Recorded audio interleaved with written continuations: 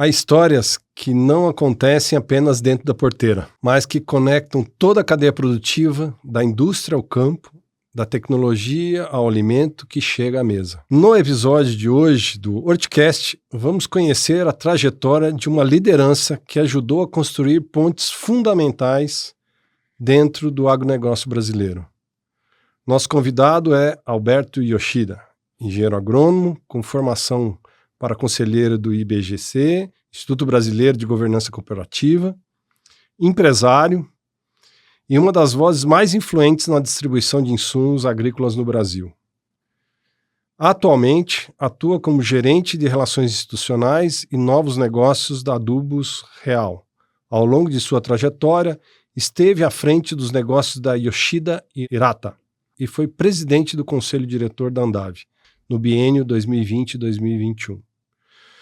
Com uma trajetória marcada pelo associativismo e pela liderança, também teve papel relevante na formação da Aportesp, Instituto de Desenvolvimento da Horticultura do Estado de São Paulo, sempre defendendo o desenvolvimento da horticultura, o acesso à tecnologia e a valorização do produtor. Mais do que um executivo, ele é um articulador do setor. Alguém que entende que o agro só cresce quando toda a cadeia cresce junto.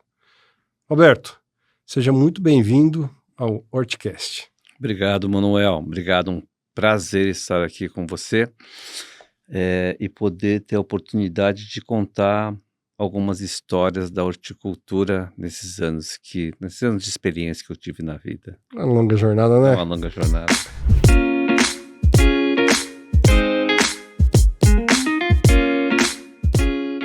Alberto, para começar a sua história, conta para nós a história, como surgiu a conexão, primeiro com a agronomia, né?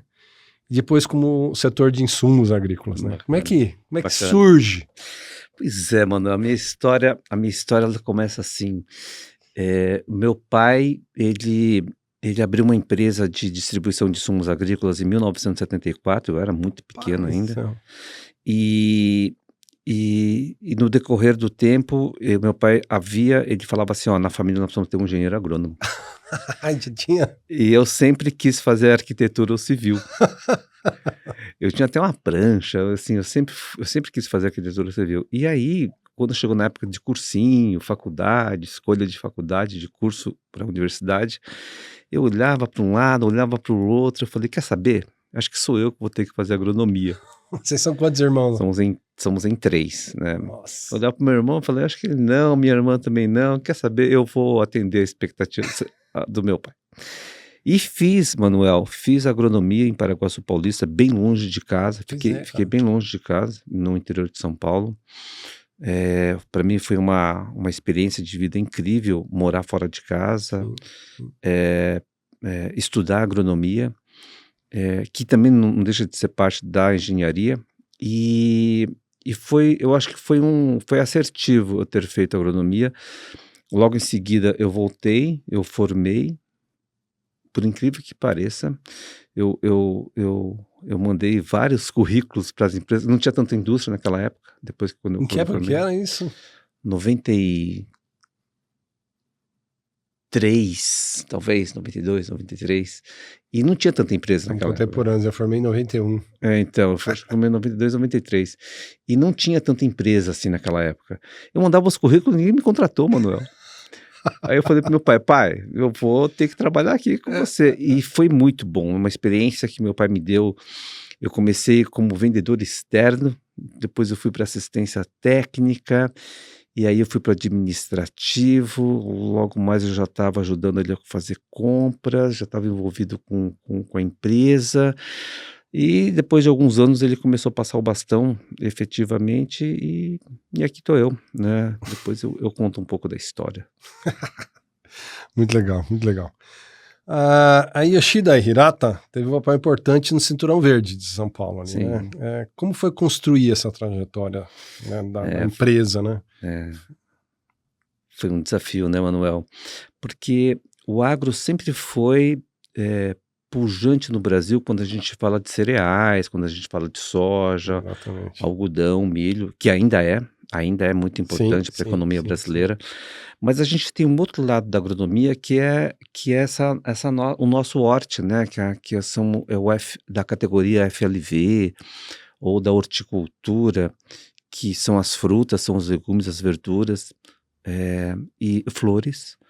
E não que era discriminada, que o tamanho do mercado é menor É menor, comparado é com menor. com com com os grandes negócios. E eu foquei, Manuel, e a nossa empresa, ela focava 100% nos negócios da horticultura. Então eu tive a oportunidade de assistir de camarote a evolução, por exemplo, das sementes de hortaliça. Por exemplo, a alface ela começou com a semente nua, em canteiros de terra, Nossa senhora. e foi evoluindo com substratos de casca de pinos na época, eu não sei se você lembra disso, com casca de pinos, e eu vi a evolução hoje com turfa de esfagno, as estufas climatizadas, a Thaís passou por aqui parece, e isso evoluiu, eu acompanhei toda a evolução da horticultura. Quando a gente pega, por exemplo, a evolução da plasticultura, né, mano, você conhece bem, que era só um plástico e hoje nós temos 5, 6, 7 camadas, né, Sim, né, sim, de, de, sim. de tecnologia, né, isso encanta, quem gosta da horticultura, isso encanta muito. Então, a evolução, quando a gente pega, por exemplo, vamos pegar de culturas importantes como a tomaticultura, puxa vida, hoje as variedades híbridas e hoje com o negócio de porta-enxerto, evoluiu demais. Então, na Yoshida nós tivemos a oportunidade de acompanhar toda a evolução no caso de fertilizantes, no caso de semente, principalmente no caso de defensivos, um pouco de irrigação, da fertirrigação. Era uma preocupação nossa desenvolver tecnologia e o nosso propósito sempre foi com foco no cliente, para que a gente tivesse a oportunidade que ele aumentasse a produtividade e tecnologia fazia parte disso. Na Yoshida Hirata, a minha família e meu pai me deram muita oportunidade de viajar para outros países, feiras internacionais, enfim, para que nós viéssemos com mais dados, Bagagem. informações, a gente pudesse explorar na nossa região. Isso nós fizemos muito forte por várias décadas na região de Biritiba, Mogi das Cruzes, Salesópolis, Suzano, e aí nós começamos a explorar o outro lado da cidade, que é a região de Piedade, de Biúna, que são os 2 grandes cinturões verdes, do Do estado de estado de São São Paulo. Paulo. Então, dentro da Yoshida Hirata, em quase 50 anos de história, o nosso negócio foi focado 100% com o negócio da horticultura. Então, a minha relação com a horticultura, ela é grande em todos os segmentos, nos grupos de fertilizante, de defensivo, de semente, de acessórios, de plástico, enfim. Mantenho ainda essa relação com a horticultura no Brasil, sabe, e não só agora na minha nova função, não só na região onde nós estávamos, mas agora também no âmbito quase que nacional, né. E uma coisa que, né, a gente sabe e que nos foi relatado também, você introduziu um conceito de dias de campo também, né? Puxa vida, acho que mas Que eu acho que foi marcante isso, né? foi, nós fizemos nós como tem o Não era comum, AgriShow né? não era comum, como tem o AgriShow, nós criamos lá um encontro tecnológico e eu colocava, assim, dezenas de empresas em um mesmo lugar, convidávamos centenas de produtores rurais e lá sim nós divulgávamos as tecnologias com o produtor, a interação produtor, indústria, fizemos por muitos anos essa possibilidade do pequeno agricultor, da horticultura, ter acesso à tecnologia com a indústria, porque nós sempre fomos a ponte, a distribuição sempre Sim, foi a ponte, sim. e a ideia era ligar a indústria próximo do agricultor. Então nós tínhamos lá um evento chamado Encontro Tecnológico, e fizemos várias edições. Dá um trabalho, mano, você não faz ideia, porque naquela época não tinha toda essa infraestrutura que tem hoje. E era nós mesmos que fazíamos o evento, então foi bem legal. Sabe o que a gente fazia? Nós construímos estufas e dentro da estufa a gente fazia o evento. Era um negócio bizarro assim que nós fazíamos, mas que valia muito a pena. O resultado era muito legal. Dias de campo bastante, porque como nós tínhamos que levar tecnologia ao campo, o lado a lado, né, a gente só conseguia e o brasileiro, o agricultor brasileiro, ele é sinestésico, ele precisa olhar, ele precisa pegar, ver. E nós fizemos centenas de dias de campo, tanto para bataticultura, quanto as próprias hortaliças. Foi um momento muito importante para a gente, porque eu acho que na década de 90, Manuel, acho que foi um período onde o agro da horticultura que teve os maiores, foi o melhor momento de evolução de genética, de proteção de cultivo, da plasticultura, da fertirrigação. Eu acho que foi um momento Momento de introdução. importantíssimo.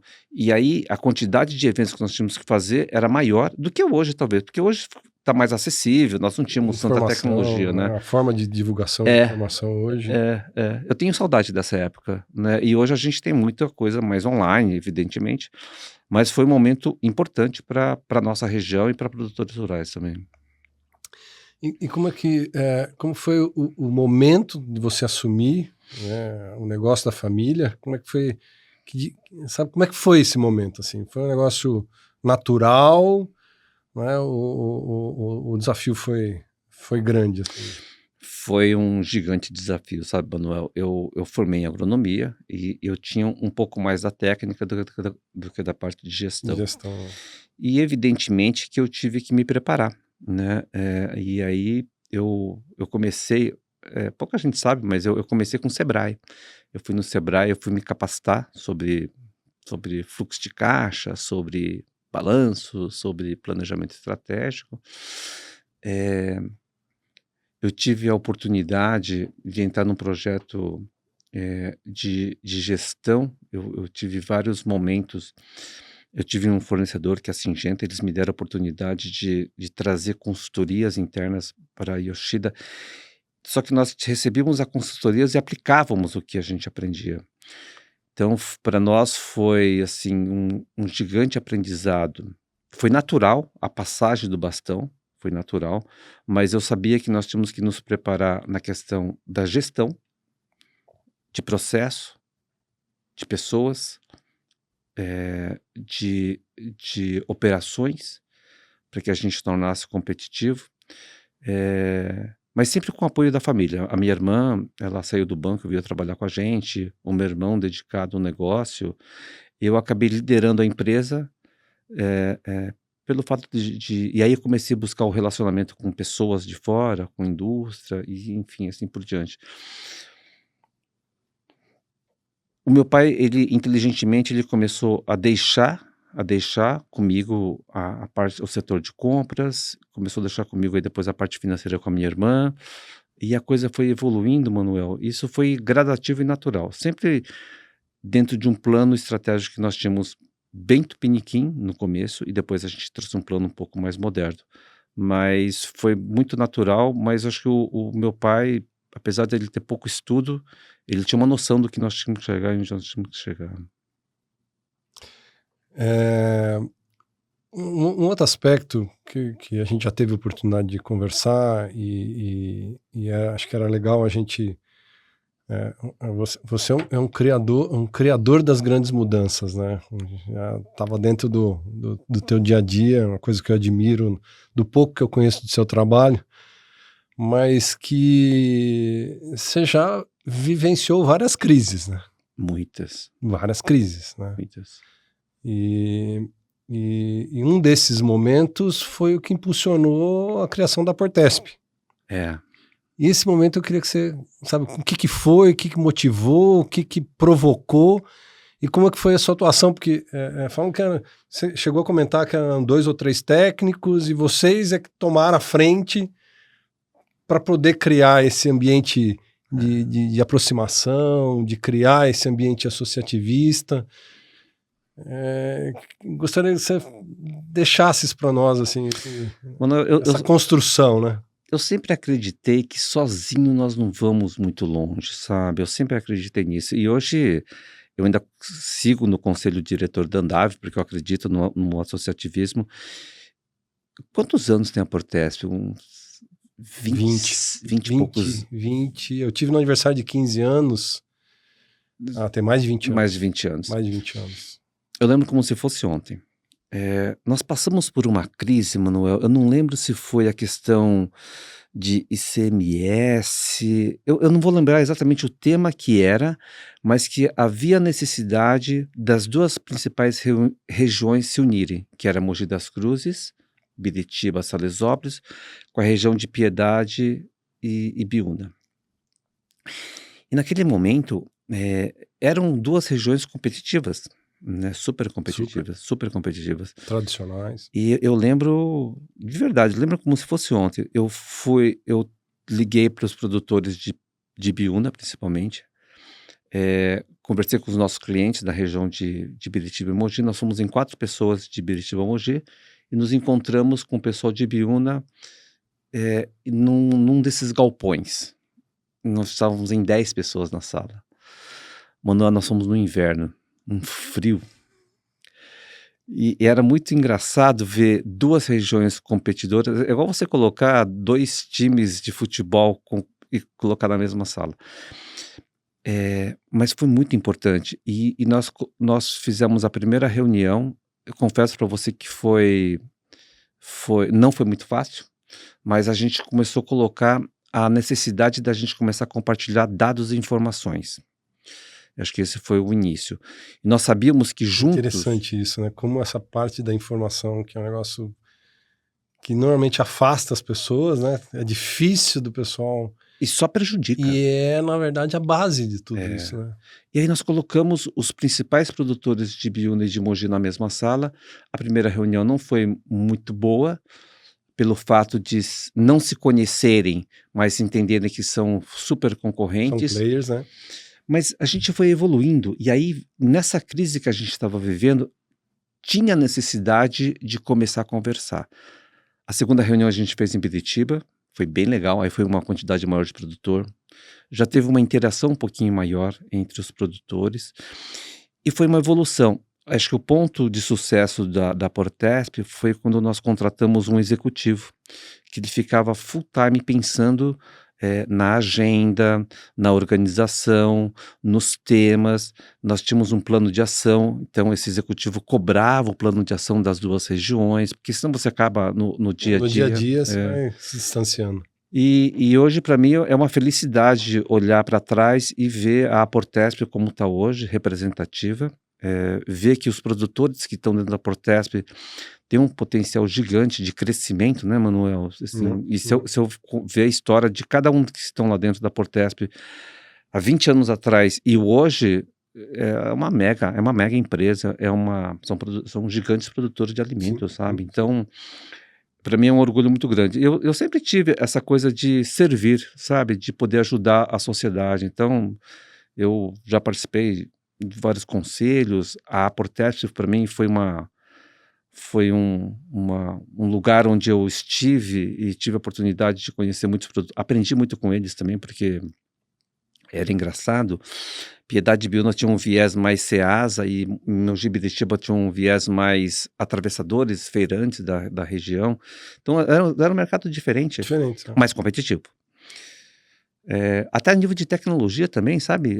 Éramos diferentes também. Aqui algumas coisas melhores, aqui também melhores. A gente começou a trazer isso tudo junto. Então,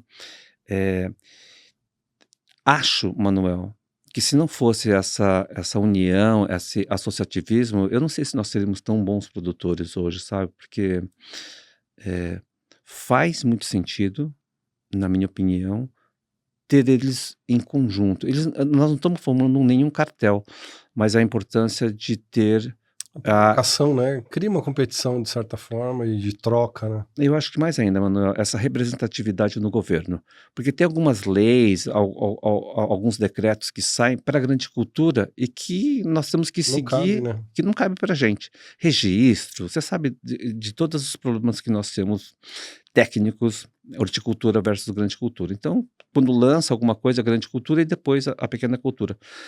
E hoje, talvez pelo Ibrahort, pela Portesp, nós temos força hoje lá no governo para defender, né, o nosso negócio e a nossa categoria. Então, E, de certa forma, precisa existir uma representatividade, né? E o governo, de certa forma, ele precisa de entidades representativas, porque até para ele poder dialogar com a cadeia, ele tem que formar isso de forma coletiva, né? Ele não pode atingir, ele não pode atender a um indivíduo isoladamente, né? é, Por ser um ente público, né? exatamente. E em alguns momentos, mano, eles não conhecem o nosso negócio. Sim, A sociedade como um todo, muitas vezes, não conhece a nossa horticultura. sim. Eles não fazem ideia que nós acordamos de madrugada e vamos de sábado e domingo, que nós plantamos hortaliças todos os Chuva, dias e sol, colhemos frio. todos os, independentemente de chuva e sol, nós plantamos todos os dias e colhemos todos os dias. Hoje, uma questão séria de mão de obra, por exemplo, né, impacta bastante o nosso negócio. Então, e agora com esse novo momento saúde que nós temos, eu acho que mais do que nunca o nosso setor, o nosso segmento da horticultura é tão importante quanto os cereais. E para isso nós temos que fazer isso juntos, sabe? Então nós temos que comunicar isso para a sociedade junto. Acho que individualmente nós somos milhares de produtores rurais no Sim, Brasil sim. e a ideia talvez é poder colaborar os nossos clientes. E a gente vê muita indústria do agro também, da horticultura vindo para o Brasil e assim, com, investindo no nosso negócio, Manuel. Acho que esse é um ponto importante, né? Mas, Beto, eu sou muito curioso em aproveitar, né, a tua experiência, assim. Você já é um vivente da transformação, né? Uhum. Mas no momento que a gente está hoje, para frente, que caminhos a gente vai ter? E eu quero deixar mais clara essa pergunta, assim. Eu venho do ambiente de pequenos produtores, mas que o trabalho coletivo, através do ambiente cooperativo, garantiu a sustentação dos negócios. Na horticultura, eu vejo que a gente tem vários players, né, e eu gosto de chamar de concentradores, não de atravessadores, mas pessoas que fazem o papel de concentrar a produção e fazer ela caminhar na cadeia, né? Mas como que isso vai ocorrer daqui para frente, né? Como que o pequeno produtor vai continuar escalando a produção da forma como ele está isolado, né? Porque a gente não vê muito, pelo menos nas nossas regiões aqui, muito ambiente de cooperativa ou de escalagem. E aonde eu quero chegar com essa pergunta, assim, até que ponto a gente vai passar no Brasil uma coisa que já aconteceu em alguns países, que é a concentração da produção em detrimento, né, da saída do pequeno produtor. Então, assim, estou bastante preocupado com esse momento, porque nós estamos passando um momento bastante difícil, né? Se a gente olha os números históricos, eu gosto de estudar números, nos últimos 10 anos, a gente teve até 2020 uma certa previsibilidade de produção, muito em função das questões climáticas. Nos últimos 5 anos, não teve um ano igual ao outro. Não teve. Isso está impactado diretamente na capacidade produtiva do pequeno produtor. Sem dúvida. Na tua percepção, né, quase com uma pergunta de visão, né, de visionário, que caminho a gente vai tomar? O que você percebe e o que a gente tem que fazer, de repente, para poder ajustar esse roteiro, né? Eu não tenho a Ficou bola, claro? eu não tenho a bola de Eu cristal. sei, a pergunta é de $1 milhão, né? Mas eu quero aproveitar o teu conhecimento, porque Tá bom. você já vivenciou muitas mudanças e muitas crises e muitas tomadas de direção, né? Mudou muito, né, em todo esse tempo que você está. Você lembra, puxa vida, você lembra da Cooperativa Agrícola de Cotia? Cara, eu estava formando na faculdade, era um fenômeno. Ele era referência no HF, na bataticultura principalmente, e era referência de, de desbravar novas regiões, era referência na comercialização. Eu ando pro Brasil inteiro, você falou, ó, aqui tinha Cotia, Isso, aqui tem um prédio da isso. Cotia, As- a sementeira, né? Eles tinham um projeto de sementes, Sim. tudo, Não, em era um todo lugar que negócio, você era um vai, negócio impressionante. ainda existe Tem. os espólios. E ainda tem muito profissional Da que Cotia. veio da Cotia, né? Muita Ainda existe, gente. né? Grandes lideranças hoje, eu fui Da Cotia, exatamente. Então, eu acho que é isso. A gente sempre teve o Brasil está onde está hoje, principalmente na região do Vale do São Francisco, região do Alto Paranaíba, São São Gotardo, né? Chapada da Diamantina, Guarapuava, principais regiões da horticultura, ela foi desbravada pelo pessoal da Cotia. Então, nós tínhamos uma referência. E a gente perdeu essa referência, Manuel. Essa é a grande questão. E o que acontece, talvez, vou tentar responder, talvez assim, alguns anos atrás, a margem do nosso negócio, a rentabilidade era um negócio espetacular, que não precisava ter muita gestão para você ter sucesso. ter sucesso. A margem existe, e é boa ainda, mas muito menos do que foi há uns 10, 20 anos atrás. E quando você fala assim da concentração de produtores, de cultura, é fato. Então, eu vou pegar algumas culturas que deslocaram. Eu vou pegar Biritiba e Mogi só como exemplo. Na região de Biritiba e Mogi das Cruzes, por exemplo, tinha muita batata e tomate. Acabou. Acabou por falta de competitividade, porque eram muito fragmentados. Acabou por questão de mão de obra. E acabou porque alguns grandes players resolveram ser grandes produtores de batata e tomate. E hoje, na escala... E a questão urbanística também, o preço da terra... E o mais importante, o tomate, Manuel, eles têm um genrim que você permite ter um shelf life maior do que lá no passado, quando era a variedade Santa Cruz. E hoje, com os genrims, onde a gente tem... permite você colher e armazenar por 2, 3, 4 dias, uma semana e tal. Então, permite você produzir a longa distância em terras de extensão, mais plana, mecanização. Melhor aptidão até. Água. E assim por diante. Então, quando você pega as culturas grandes como cenoura, bulbos e tubérculos, o tomate...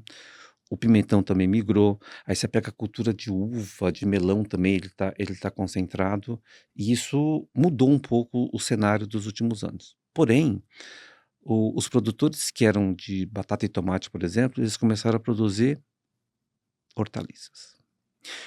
Quando você olha para trás e a gente puxa no mapa quantos mil habitantes nós tínhamos talvez em São Paulo, vamos pegar o São Paulo como referência, quantos milhões de habitantes nós tínhamos há 20 anos atrás e hoje, puxa, dobrou, triplicou a população, nós também tivemos que dobrar ou triplicar a produção de alimento. Isso é fato. E engraçado, né? Mogi produzia para o Brasil inteiro na época, hoje ela produz por um pedaço da cidade de São Paulo só. Então, o que aconteceu talvez com a horticultura no Brasil é que formaram-se bolsões próximo de grandes culturas. O principal motivo, Manuel, é por causa do shelf life do produto. Então você colhe de manhã e à tarde ou à noite já está na rede de supermercado, porque o shelf life é de 1 ou 2 dias só e é isso. Não permite você produzir agrião, rúcula a 800 mil quilômetros de distância. Então a horticultura ela vai ter que estar muito próximo, margeando as grandes capitais ou grandes cidades do Brasil. Isso já está acontecendo, né? Ainda o papel do consolidador ainda vai ser presente. Aglutinador, né? Ceasas, atravessador, que eu não gosto dessa palavra. Não, eu acho que tem um papel importante na cadeia. Só que eu acho que está um pouco desorganizado, sabe, Manuel? A gente tinha que começar a organizar um pouquinho melhor a cadeia, porque, puxa vida, de novo, com todo o movimento que a gente faz, o prejudicado ainda é o produtor, sabe? Assim, qualquer movimento que acontece, seja externo, guerra, seja cambial, o produtor é que paga a conta e os preços da gôndola mantém o mesmo, não mexe o preço na gôndola. e os produtores acabam sofrendo bastante com qualquer movimento que acontece no mercado nacional. Então, eu acho que o que nós estamos precisando é de começar a organizar e conversar um pouquinho mais com a cadeia. E essa cadeia que eu falo, hoje nós temos Sim, grandes consolidadores, né? E algumas culturas, Manuel, na minha opinião, é escala, né? Você pega vai ser um limitante. própria bataticultura, se você não tiver escala, vai ser difícil jogar esse Aí campeonato. praticamente você só tem médios e grandes É, produtores por uma questão de escala, por uma questão de custo operacional, de por uma valor, de questão de mão de aptidão obra e agrícola assim e por vai por diante. aí. É. Em contrapartida, a horticultura, o HF, o V do HF, do FLV, eu entendo que isso continua firme e forte. Um ponto que preocupa a gente são dois: essa questão da organização desses consolidadores. E segundo ponto, na minha opinião, Manuel, é a questão da sucessão dos fundadores das empresas e a mão de obra, sabe? Porque precisamos de mão de obra, muita mão de obra para fazer a operação de uma produção de horta. Então, esses são fatores que para mim ele é limitador. Mas escala para as culturas maiores e para o V do HF, ele vai existir e talvez continue existindo com os pequenos e médios agricultores, margeando sempre Um uma centro. capital ou uma grande cidade. É, Beto, uma coisa que você tocou no assunto da sucessão, e eu tenho uma percepção, né? Posso estar errado, mas hoje eu estou passando por essa situação de sucessão, né? Também sou produtor de hortaliça, sou produtor de flor, e, e, e a gente, no ambiente, né, que eu vivenciei durante mais de 30 anos da minha vida, isso nunca foi um problema de sucessão. Porque o que a gente via, né, comparado à região que a gente está com outras regiões, o conforto que as cooperativas trazem para o ambiente da produção de flor hoje na Ulambra, garantiu a sucessão. Uhum. Porque os filhos veem que o negócio é rentável, que o negócio está estruturado, né, que ele pode focar 100% na produção, que ele não precisa se preocupar com comercialização. Eu acho que esse é um fator que eu acho que a gente tinha que explorar, né, para garantir a sucessão, né, na horticultura, que os negócios sejam bons, né, para os filhos falar assim, putz, eu quero participar, porque a gente viu regiões produtoras de flor, onde os pais tinham que fazer o Ceasa, que tinha uma vida assim, né, passar a madrugada no Ceasa produzindo, chegava em casa, né, tarde, né, e o filho olhava aquilo e falou assim, putz, é isso que eu quero para minha vida, né? Então, é quase uma mudança cultural, né? É. Se a gente, sabe, como que a gente trabalha isso, né? Como que a gente trabalha isso? Porque senão vai ter um movimento natural de exclusão, né? De êxodo De mesmo. êxodo. Manuel, eu acho assim, não existe negócio ruim, Não. existem negócios com gestão e sem gestão. É, eu acho que na década passada foi uma década que onde a gente trabalhou muito forte a questão da gestão. E agora a gente vem trabalhando a questão da governança. Esse é um ponto importante. Yeah. Eh, eu converso com várias famílias, eu ajudo algumas famílias, até produtores rurais, e eu acho que assuntos que não colocam muito na mesa, por ser muito próximo, pai e filho, marido e mulher, irmão, cunhados e cunhadas, sobrinhos e filhos. Existem alguns assuntos sensíveis que não vêm para a mesa de maneira estruturada. E aqui no Brasil, olha que eu rodei bastante, eu rodo Por isso que eu tô bastante, te fazendo essa pergunta, eu rodo que você tem bastante, um retrato eu, amostral eu gigantesco. rodo bastante. E por incrível que pareça, Manuel, ainda muitos fundadores estão presentes ainda. Uhum. Muitos fundadores, entre parentes, assinam talão de cheque ainda. É, e agora está sendo feito a passagem, né? E olha só, o que falta, o que não estimula os novos vir para o negócio também, é mais ou menos assim. não existe assim de uma maneira, não precisa ser igual as multinacionais fazem, de capital aberto, mas não existe acordos societários muito bem feito, não existe regras de salários bem definido, não existe regras de benefícios bem definido, não existe uma confusão entre ser dono e ser executivo. E tem muitas famílias que já estão na terceira geração. E aí a gente vem perdendo algumas pessoas da terceira geração, porque quando ele olha para a Faria Lima e olha para a propriedade É rural, mais encantador, né? Mais. é porque é uma cadeia mais organizada na Faria Lima, porque tem regras e É, processos. Agora, dentro da propriedade, que é um excelente negócio, ele olha para trás e fala, gente, e na agricultura, Manuel, assim, é muito comum o conceito de empresa rica e sócio pobre, assim, tudo que ele tem de remuneração, ele investe na propriedade rural. É trator, é colheitadeira, é mais terra, mais estufa e assim por diante.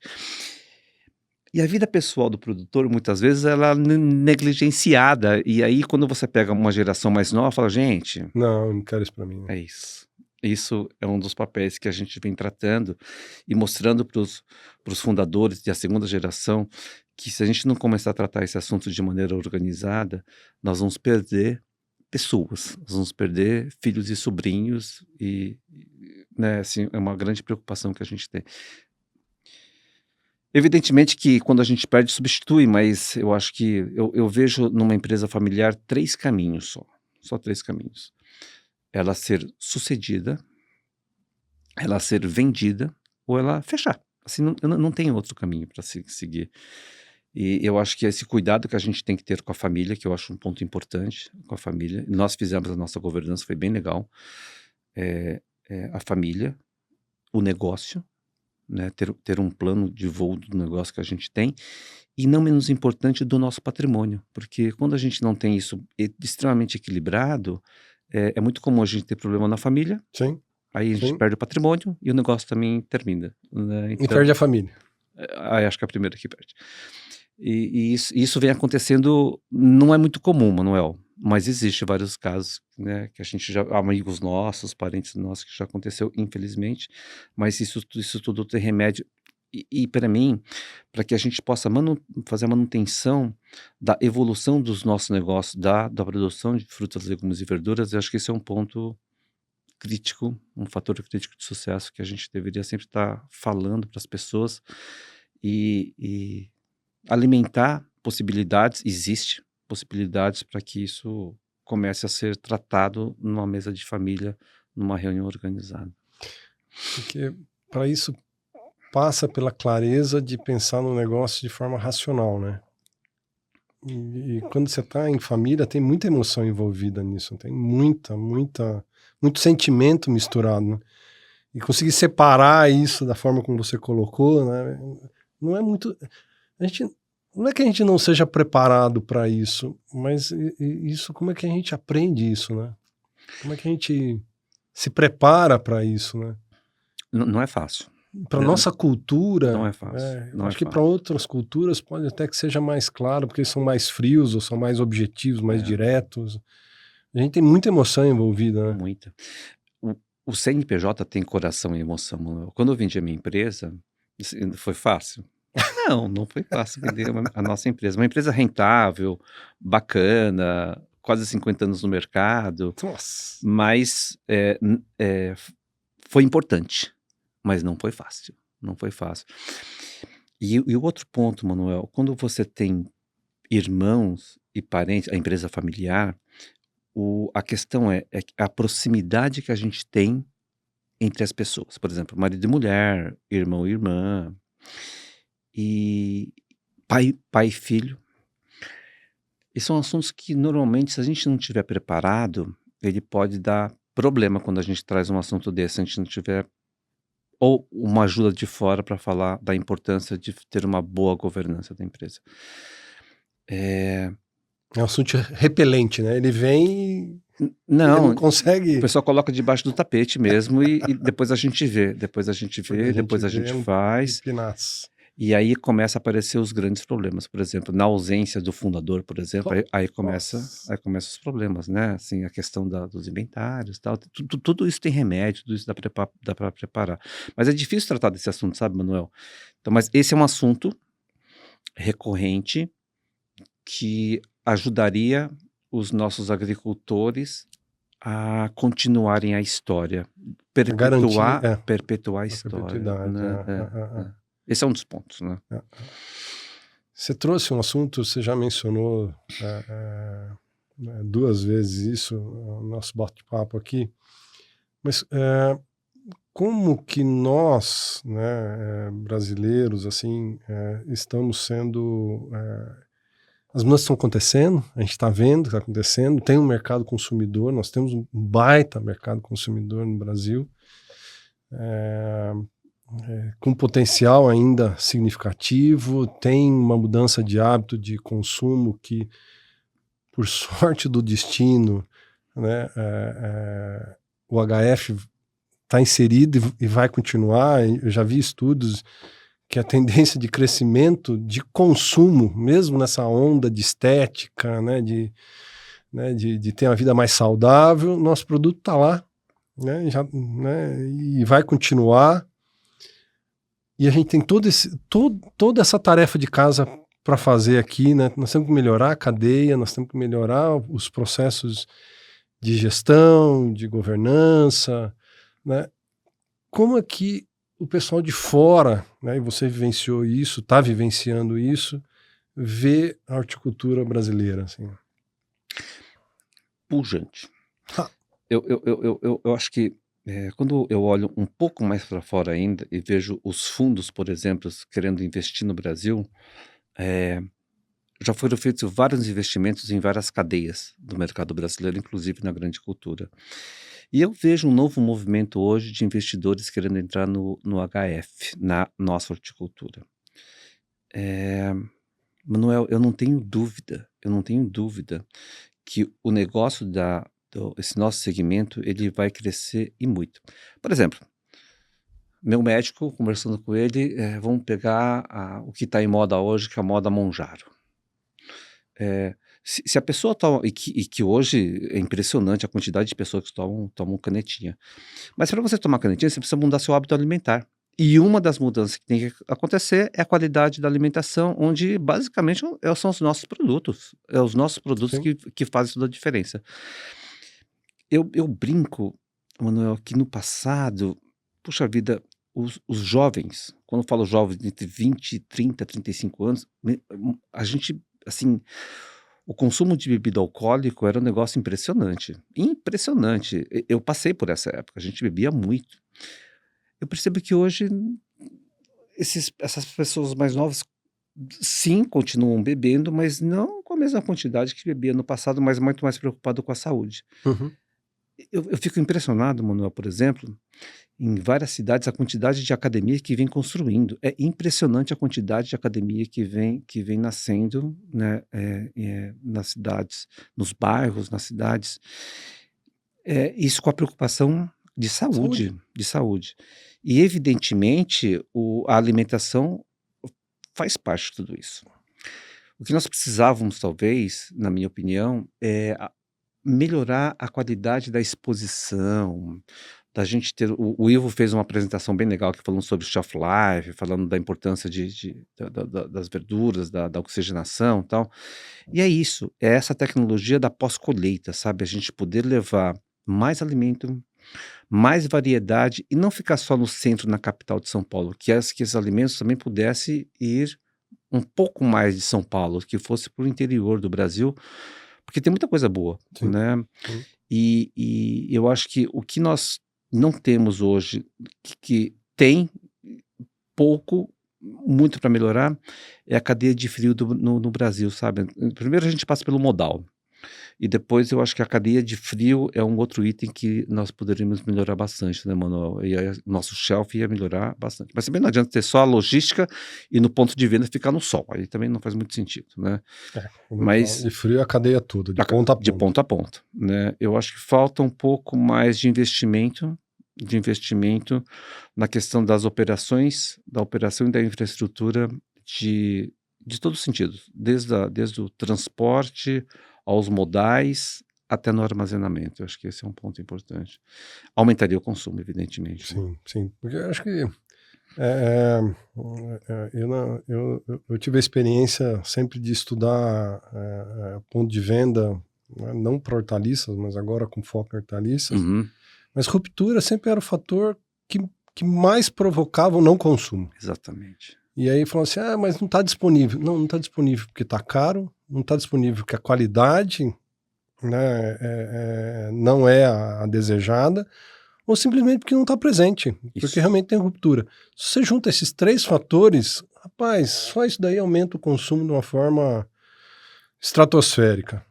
E a gente tem um fator perda também, né? Pô, A gente perde muito produto na cadeia, né, Manuel? quando Desde você do pergunta para um campo. holandês, a gente teve uma missão que a gente fez para a Holanda, que a gente pergunta, qual que é a sua perda? Eu falei, perda?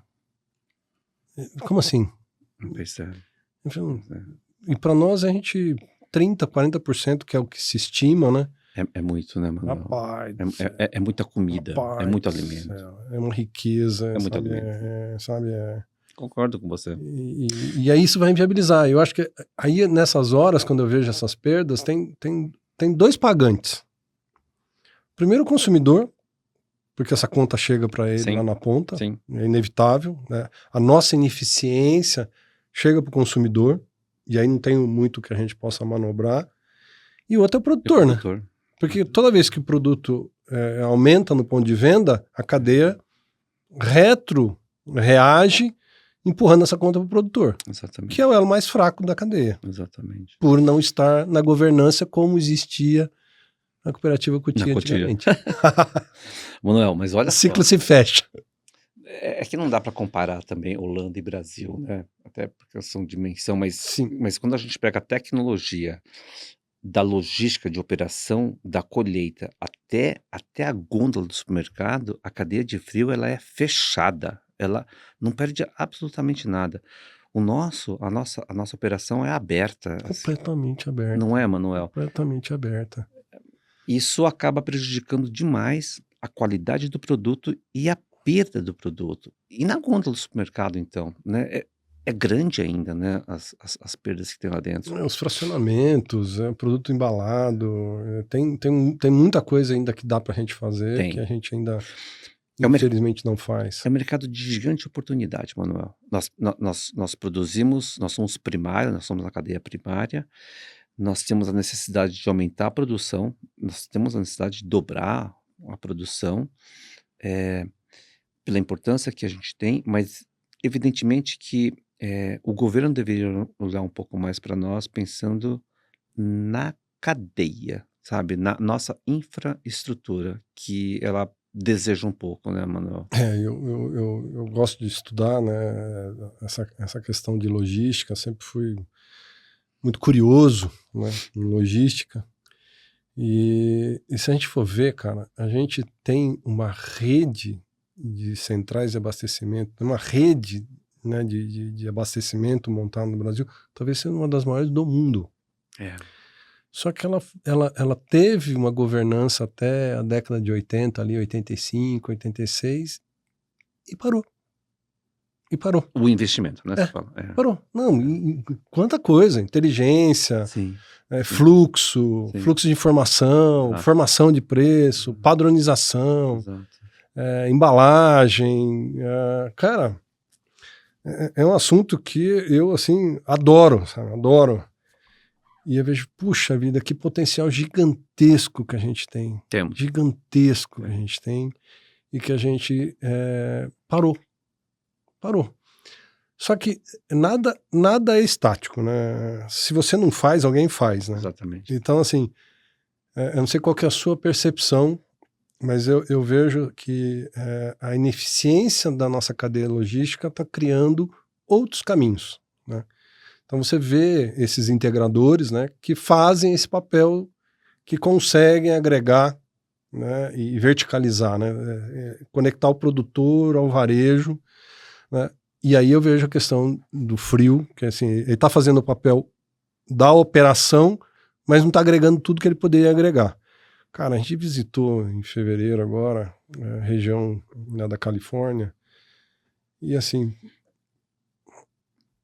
a gente aqui, para garantir 5 dias de durabilidade, né, de shelf life na alface, a gente tem competência produtiva para isso. Temos. Tem, instalada, né? Mas a gente não consegue garantir isso, 5 dias.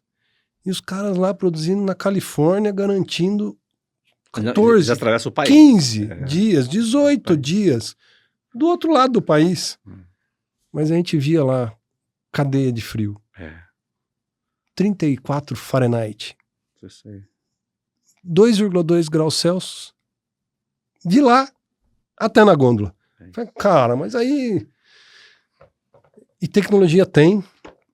Aí precisa de escala. Então, aí precisa de fluxo. Quando você vai para os Estados Unidos, um exemplo é bom nos Estados Unidos, existe uma concentração de produção de alface, principalmente no norte da Califórnia.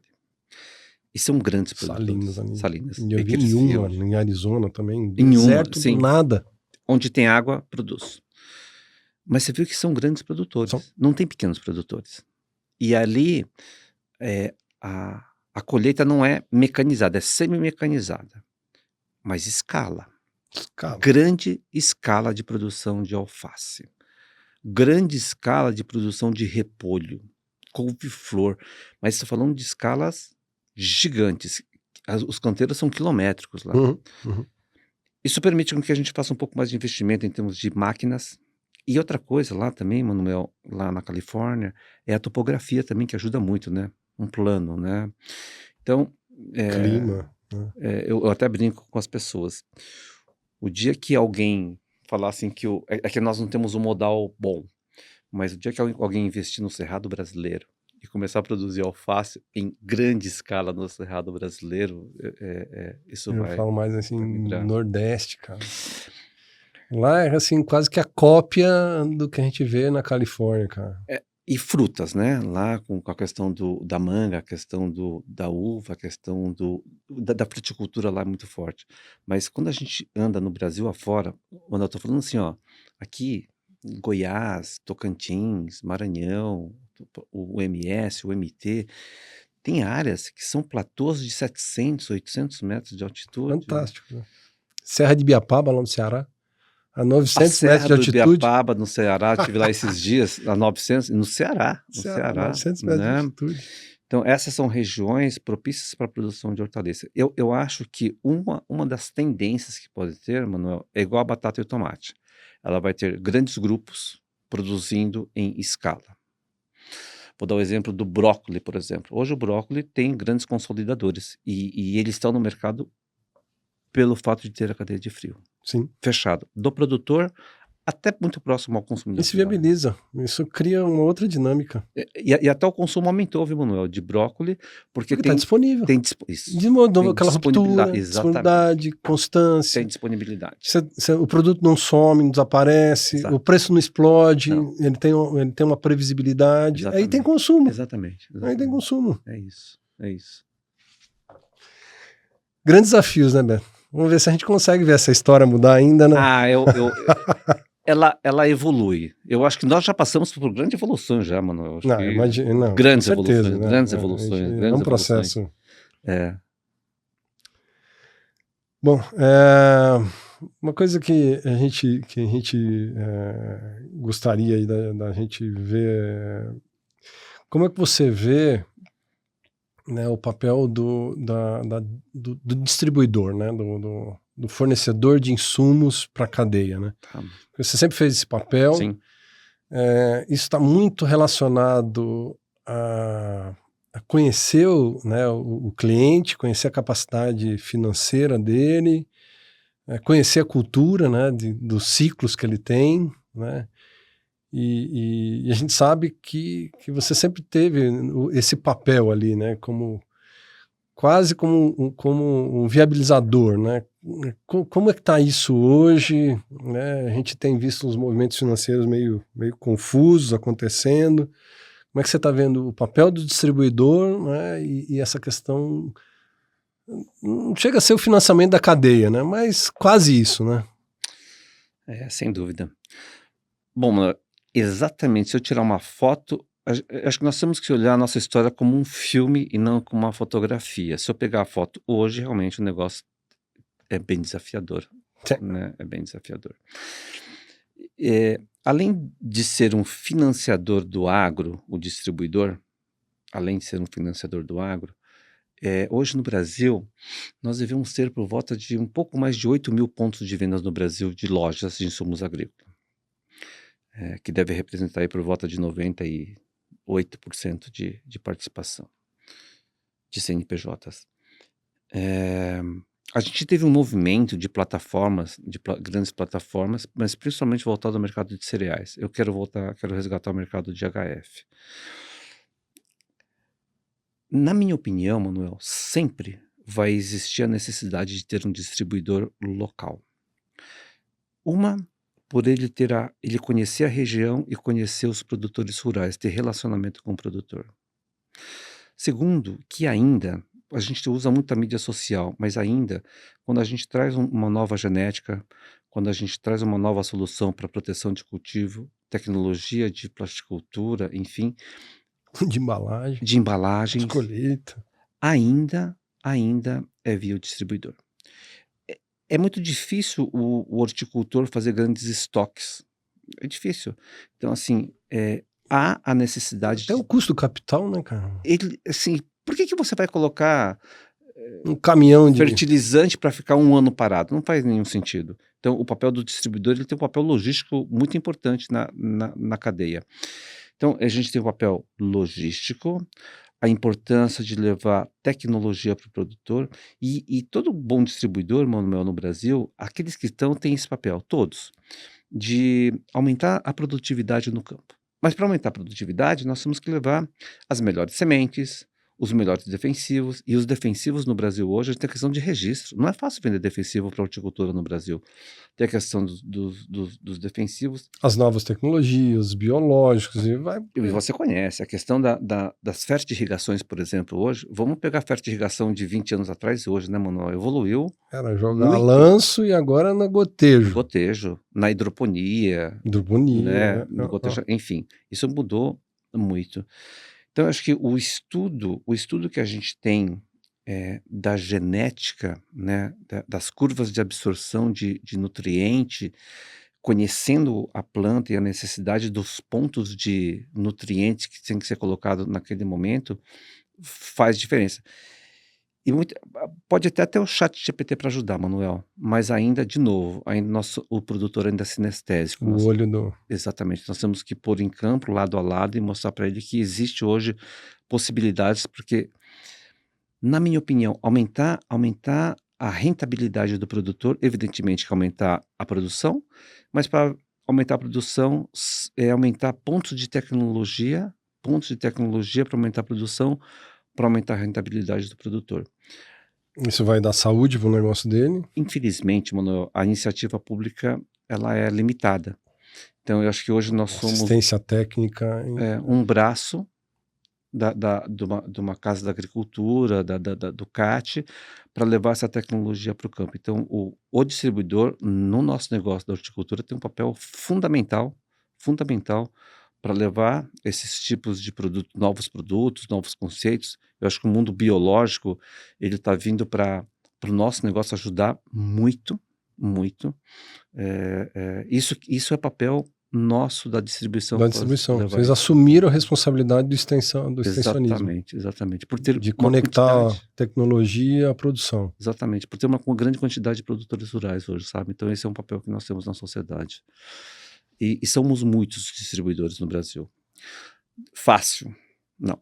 Porque um dos pontos hoje que mais impacta no nosso negócio, porque eu acho que assim, Manuel, em alguns países assim, o dinheiro quem resolve é banco.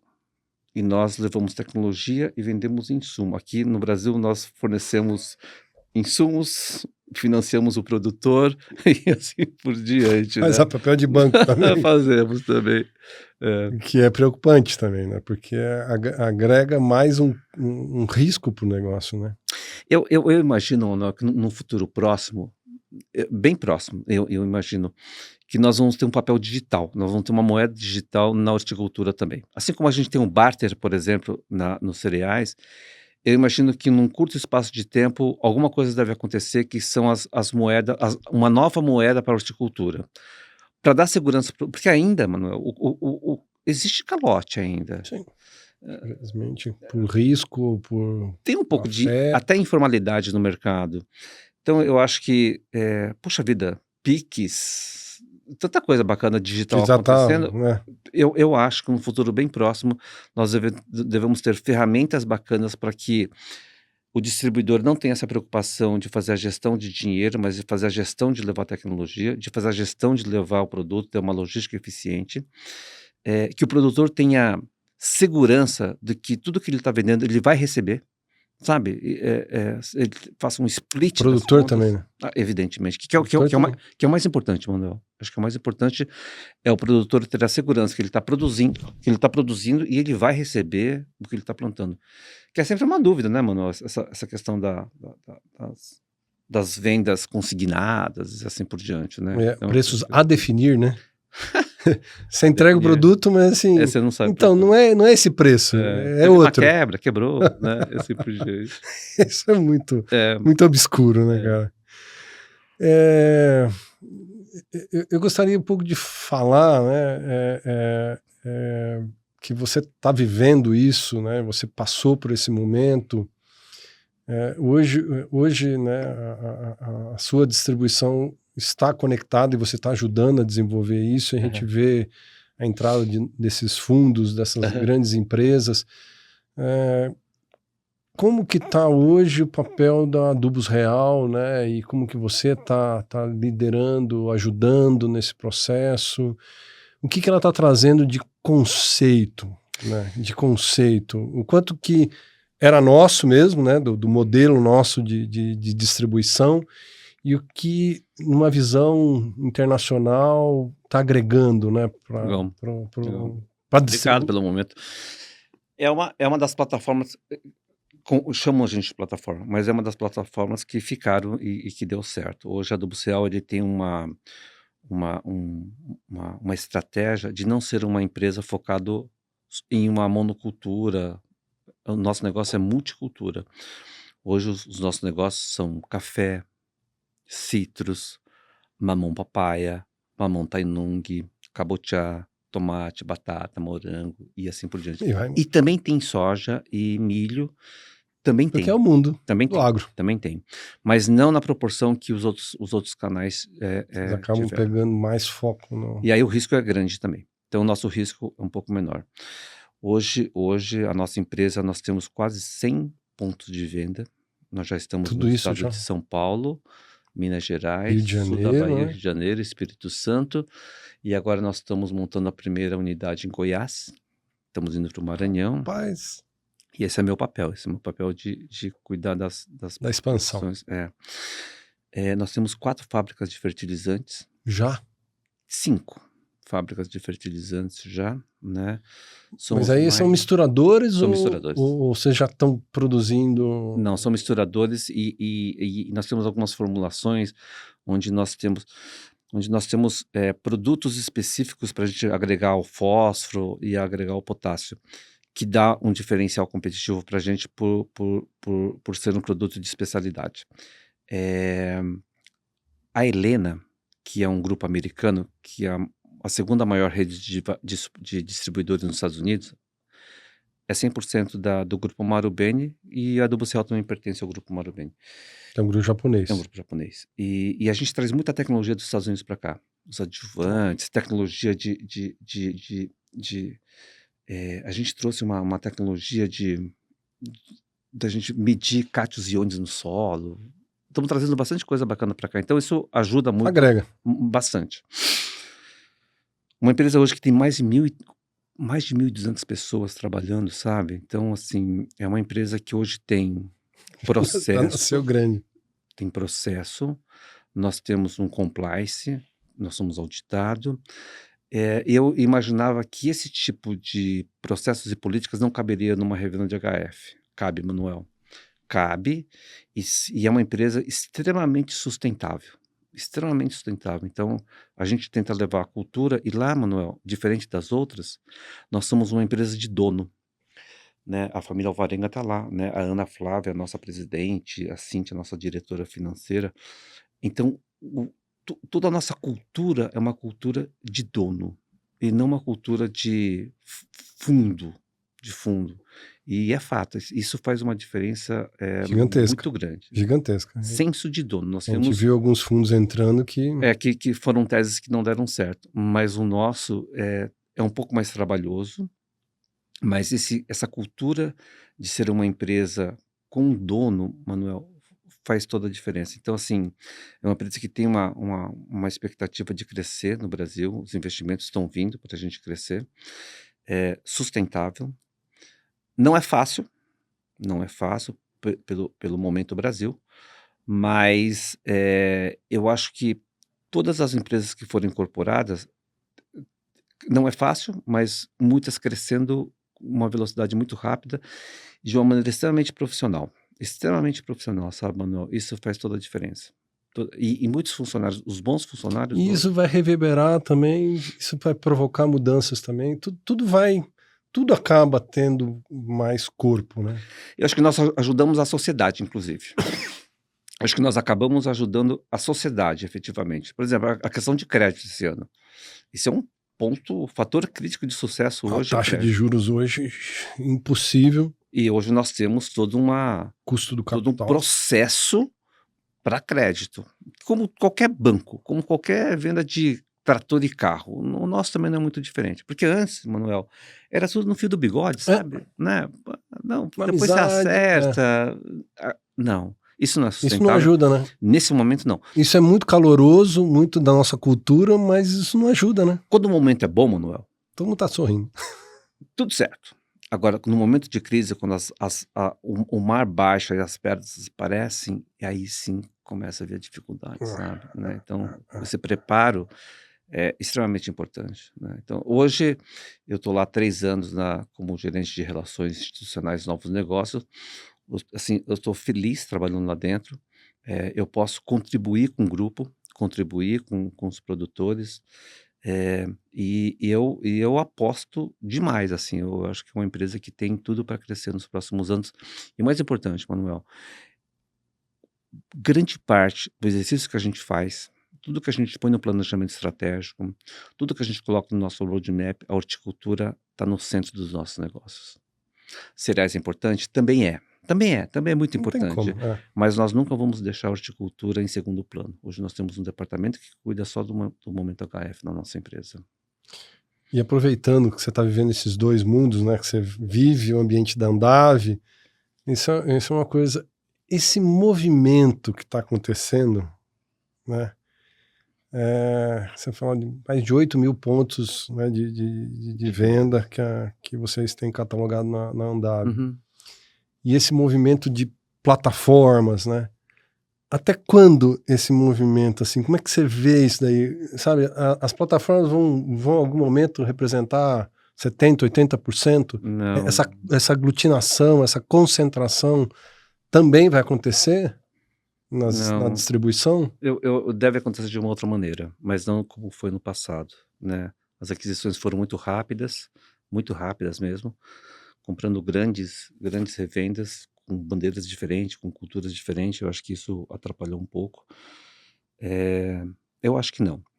Hoje, quando a gente roda no Brasil, Manuel, a questão do médio distribuidor, hoje ele tem um papel fundamental. São empresas que têm 2, 3, 4, 5 filiais. O proprietário tem uma relação pessoal com o produtor rural. Isso faz uma grande diferença. Eu acredito que a consolidação de distribuição, ele pode voltar, mas num outro modelo, não como foi há tempos atrás, Recentemente. de fundos efetivamente. B3, né? Nasdaq. Isso eu acho que não deve acontecer mais, porque não é não é nesse ritmo que a gente trabalha. A gente não consegue fazer grandes entregas somente trazendo dinheiro. Eu acho que o agronegócio ele tem uma magia por trás de tudo isso, que o dinheiro é super importante, mas antes de tudo, pessoas faz toda a diferença. Eh, sim, eu acho que pode vir no futuro outros modelos de consolidadores, pode vir outros modelos de consolidadores, mas no modelo primário que foi 21, 22, eu acho que nesse modelo foi uma tese que E era um efetivamente momento assim atípico, né? Que as margens do grão estavam assim estratosféricas. Sei lá. De certa forma, o Covid bagunçou as cadeias, né? Manuel, soja a Não é? 100 e poucos reais, dólar 6 e pouco. Era muito bom, Era maravilhoso. era muito bom, era muito bom. Pronto, Criou uma euforia. cíclico. Uma Agora euforia. veio a parte da baixa, né? É, Ela vai voltar, é, ela vai voltar, mas vai deixar algumas cicatrizes no mercado, né? Esse é um isso problema, é natural. né? Mas a distribuição ainda tem um papel fundamental no mercado brasileiro, né? É por isso que nós, da Adubo Céu, nós acreditamos nesse negócio. Ainda, pegando uma média nacional, a distribuição ainda é responsável por abastecer algo em torno de 50, pouco mais de 50% de todo o insumo que o Brasil consome passa pela distribuição. Então, assim, eu acho que nós temos um papel de grande responsabilidade ainda, Sim. de estar Desenvolvimento em regional, quase 8 mil social. pontos. Sim, claro, sem dúvida, de quase 8 mil pontos, né? E não dá para trazer o modelo americano para cá, Manuel. Não dá para trazer o mercado europeu para cá. Esse é o mercado brasileiro. Nós estamos. O Brasil é muito grande. O Brasil é imenso, né? Do sul ao norte E do todo lugar se país. produz, todo lugar tem oportunidade. O Brasil é maravilhoso. Aqui a gente não tem terremoto, aqui a gente não tem neve, aqui a gente não tem furacão, aqui nós temos chuva, aqui nós temos água, nós temos terra fértil aqui dentro do Brasil. Muita coisa para ser explorado, muita coisa para aumentar ainda, pontos de tecnologia para aumentar a Não, produtividade, né? A soja é um é um case. caso que a gente está vivendo. A genética adaptada à nossa região. Não, Enfim, eu acho que. Vamos pegar a flor, Manuel. Vamos pegar a produção de Falenópolis aqui. É uma indústria de produção de flor hoje aqui em Olambra, né? Não é? E antigamente era artesanal. Tem uma região em Olambra que concentra a maior produção de calanchoe do mundo. Calanchoe. Numa determinada área, não tem tanto calanchoe em tão poucos metros quadrados no mundo. É isso. É isso. Só falta a gente, eu acho que nós brasileiros começar a acreditar mais na gente mesmo, né? E por que calanchoe não está no Brasil inteiro, Manuel? Por que calanchoe não está sendo produzido em outros estados, outras regiões? Muito em função da comercialização. Pois é. Muito em função da comercialização. Pois é. Isso eu vivenciei durante 30 anos. Essa é a governança cacotia. Volta de novo a cutia. Eles sabiam que isso era importante. Né? Eles sabiam, cara. Eles foram visionários. Exatamente. Eu saí da faculdade e a cutia quebrou, cara. Pois não tive chance de conhecer o pessoal. Eu lembro disso. Eu também. Foram, assim, muito além do tempo deles. Foram muito importantes para o nosso negócio. Muito. Deixaram uma herança maravilhosa, infelizmente. E assim, né? Ficou um buraco. A gente pega, por exemplo, coisas que caminham, né? Vamos pegar a citricultura, por exemplo, hoje tinha uma concentração muito forte aqui em São Paulo, mas já está começando a andar em outros estados, né? Bahia, Sergipe. O café, pela sua característica, ainda lá está concentrado em alguns pontos no Espírito Santo, sul de Minas Gerais, que é muito importante, por exemplo, né? Um cerrado, né? Então, mas eu volto para o estado de São Paulo. Esse é um país riquíssimo no agro. Ele produz quase todas as culturas, talvez menos um melão, ou uva também tem. Você vê que São Paulo é um país, é um estado que tem de A a Z, quando a gente fala de HF, por exemplo, né? É um estado muito rico aqui hoje, né? Talvez pela concentração da população que a gente tem no estado de São Paulo 35 também. milhões de habitantes. Pois é muita gente. Com capital, né? Com dinheiro. Onde está o dinheiro brasileiro, né, Manuel? É onde está o dinheiro brasileiro. E falta pontos estruturais para que isso fique melhor, na minha opinião, sabe? Pontos Sim, estruturais, né? sim. Mas para quem está ouvindo a gente, eu sou muito otimista e muito fã nesse negócio da horticultura brasileira. É um negócio que é um segmento do agro que, para mim, faz todo sentido continuar o investimento e É muito que rico, vai né? ser um grande negócio daqui Muito. para frente ainda. A Né? gente ainda vai colher bons frutos. Muitos. Eu acho que são ações dessa que você está fazendo, Mano, que talvez estimule, né, pessoas a ouvirem e falar, gente, vamos olhar com mais carinho isso, vamos investir nisso, né? E até Vamos dar fundos. direção para isso, Exatamente. vamos botar energia nisso, vamos Exatamente. acreditar, vamos ajudar, né? A gente tem que ter o poder de atrair mais talentos também e ajudar a gente a desenvolver isso. E criar mais bons talentos, Manuel. Acho que esse é o nosso papel na sociedade hoje. Criar mais boas pessoas que gostem do negócio de HF. Betão, o teu entusiasmo, né? Eu acho que foi a conversa mais longa que a gente já teve até hoje. Sempre, para mim, é maravilhoso te encontrar. Você tem uma energia Obrigado. e um conhecimento, um propósito de vida que me motiva, né? E acho que vai motivar muita gente agora, né? Mas o tempo passa. Foi maravilhoso. Passou rápido. Passa. E agora vamos daquelas curtinhas, né? Vamos lá. O finalzinho. Adoro. Uma palavra que define o agro brasileiro hoje. Uma palavra, oportunidade. Rapaz. Oportunidade. Chique. Um aprendizado que o campo trouxe para sua vida. Servir pessoas. Inovação no agro significa... Nossa, mano, essa é difícil. Inovação no agro. Você viveu... Boa parte da sua vida foi fazer isso. É tanta coisa, mano. Inovação... Pula essa, depois eu volto. Vamos lá, outra. Um conselho para quem quer atuar no setor de hortaliças.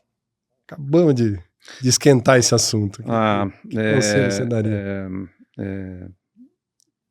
Invistam. É um negócio que aparentemente, de novo, olhando como uma foto, um momento muito difícil, mas olhando o nosso negócio como um filme, E a projeção que nós temos, né? E olhando a projeção futura do nosso negócio, colocando vários externos e internos, e será um grande negócio. E será um grande negócio. E o agro significa inovação? Manuel, eu acho que, para mim, inovar no agro, são 2 pontos importantes que eu acho que nós teríamos que tratar num outro dia. O primeiro é a questão da tecnologia embarcada. Mas para a gente ter embarcar boas tecnologias na horticultura, nós precisamos de pessoas. Então, acho que são 2 pontos importantes que nós temos que conversar bastante, pessoas e tecnologia. Assim, são 2 vieses que nós podemos ajudar muito mais o nosso negócio. Pessoas e tecnologia. Show. Boa. Show. Boa. Muito grato. Manuel, é um prazer estar com você, sabe? Você sabe disso, né? Eu realmente tenho uma admiração muito grande. Obrigado, Manuel. Pela tua história, né? Obrigado. E agora tive a oportunidade de ficar 1 hora falando com você. Espero poder te ajudar, espero estar disponível. Nós somos juntos. Né, para contribuir. Eu gosto de fazer isso, eu gosto de ajudar. Sou um aprendiz no mundo da horticultura, né? Mas fico muito grato pelo tempo que você dedicou a nós aqui e espero que, né, isso vai ficar eternizado, né? Agora vai ficar no mundo digital. Ainda bem que o Brasil tem pessoas como você que dedica grande parte do seu tempo para o nosso negócio. Sabe, pessoas que estão em Brasília falando do nosso negócio. Agora, eu sei que você tem uma sequência de podcasts realizando com vários líderes do mercado. isso enobrece, isso potencializa, isso dá escala para o nosso negócio. Que bom que você está aqui com a gente, que você abraçou a causa, abraçou flores, frutas, verduras, legumes, porque se nós não começar a se unir, né, e trabalhar de maneira organizada, ela começa a perder um pouco dos valores. Eu acho que esse é um papel importante do IBRA-Hort, principalmente, e fico aqui, eu queria deixar aqui que eu estou sempre à disposição quando você precisar da gente, tá bom? Muito obrigado. Imagina, Muito Manuel, obrigado. um prazer já estar aqui. Obrigado. Para você que nos ouve, siga, né, o Hortcast. Siga o Hortcast. Veja, né, o depoimento do Beto, procure o Beto, porque ele é uma figura que tem muito para contribuir para a gente. E muito obrigado, Beto, legal, pela Manuel. sua história e por compartilhar conosco. Show de bola. Valeu. Amigo, abraço.